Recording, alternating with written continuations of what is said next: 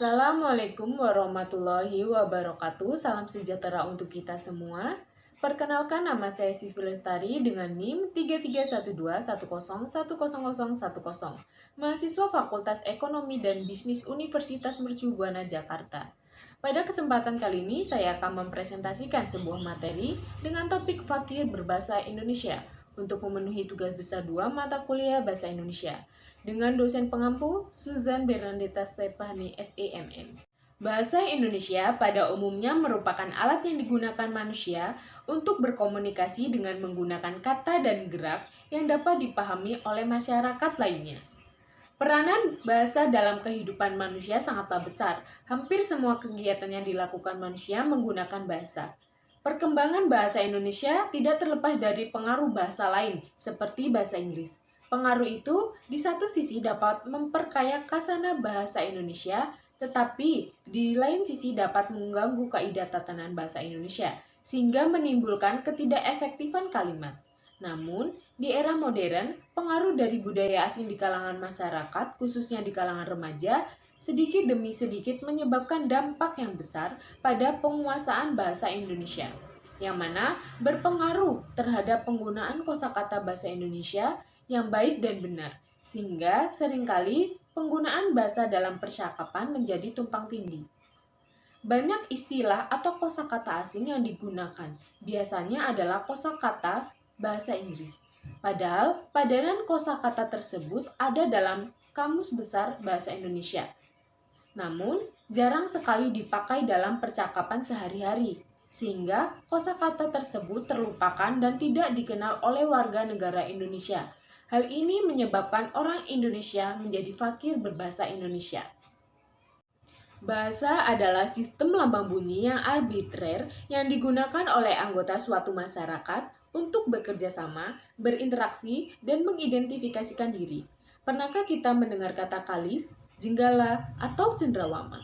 Jangan merasa aneh seandainya sering mendengar kata-kata tersebut. Tapi, pernahkah kita mendengar kata sorry, by the way? Tentu sangat sering.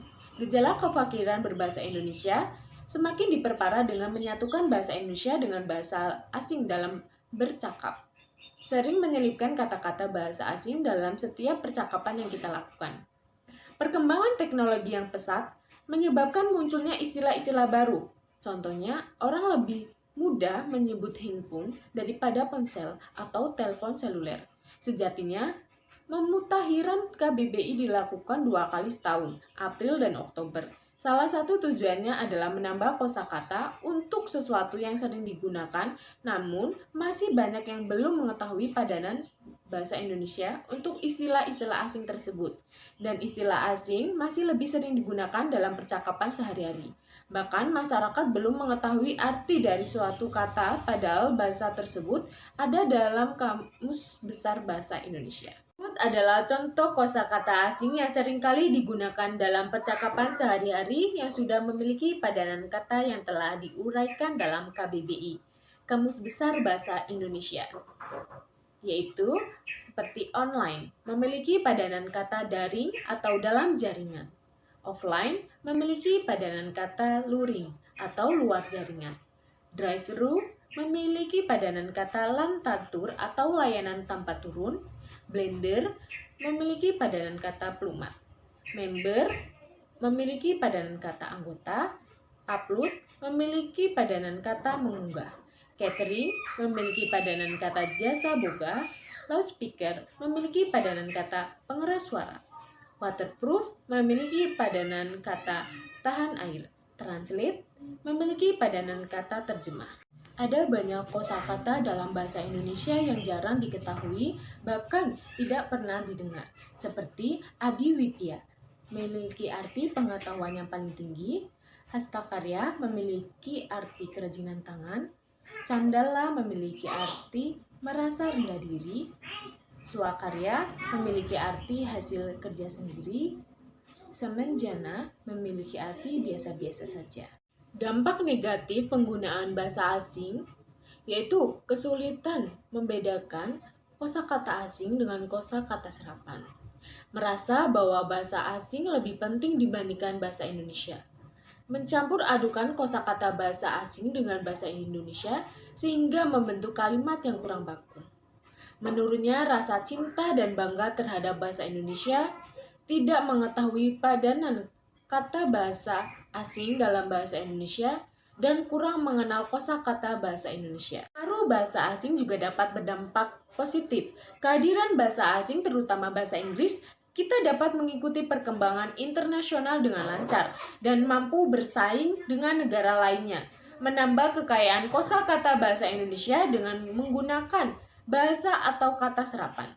Memudahkan dalam berkomunikasi antar sesama karena timbulnya suatu keadaan di mana kosakata bahasa asing dirasa lebih mudah dimengerti dan digunakan dalam berkomunikasi dibandingkan dengan padanan dalam bahasa Indonesianya. Masuknya bahasa asing, terutama bahasa Inggris, membuat bangsa Indonesia dapat bersaing secara global karena bahasa Inggris merupakan bahasa internasional sehingga memudahkan proses transfer ilmu pengetahuan dalam berbagai kegiatan internasional, mulai dari pergaulan, bisnis, hingga pendidikan. Kesimpulan, masyarakat khususnya generasi muda lebih mementingkan bahasa asing, maka bahasa Indonesia akan lebih dikesampingkan. Bahasa asing berdampak positif dan negatif terhadap bahasa Indonesia. Dampak positifnya, bahasa Indonesia dapat mengikuti perkembangan internasional dengan lancar. Dan dampak negatifnya, bahasa Indonesia sedikit demi sedikit akan tergeser dengan bahasa asing atau bahasa Inggris. Cara supaya sikap nasionalisme bahasa Indonesia tidak kurang, yaitu dengan tambahan pelajaran bahasa Indonesia dan lebih cinta terhadap bahasa Indonesia. Saran, kita sebagai generasi muda harus mengubah pola pikir kita untuk lebih mempelajari bahasa Indonesia lebih lanjut. Karena sesungguhnya ada banyak sekali padanan kosakata dalam bahasa Indonesia yang bisa kita pakai dalam percakapan sehari-hari daripada memakai bahasa asing. Kita harus meningkatkan minat membaca buku. Dengan banyak membaca buku tentunya akan menambah referensi berbahasa. Menggunakan istilah asing bahasa Indonesia, tentunya hal ini akan turut disertai meningkatnya pengetahuan bahasa. Dalam bidang pendidikan, pemerintah diharapkan memberi materi khusus untuk mempelajari kosakata bahasa Indonesia untuk meningkatkan kemampuan berbahasa dari siswa-siswi dan juga mahasiswa. Kita harus lebih mencintai bahasa Indonesia itu sendiri. Walaupun kita belajar kosakata asing, namun kita tidak melupakan nilai-nilai yang ada di dalam bahasa Indonesia. Berikut adalah daftar referensi yang saya gunakan. Kemudian, jika ada kesalahan dalam penyampaian atau penulisan kata atau kalimat, saya mohon maaf. Terima kasih. Saya akhiri. Wassalamualaikum warahmatullahi wabarakatuh. Salam sejahtera untuk kita semua.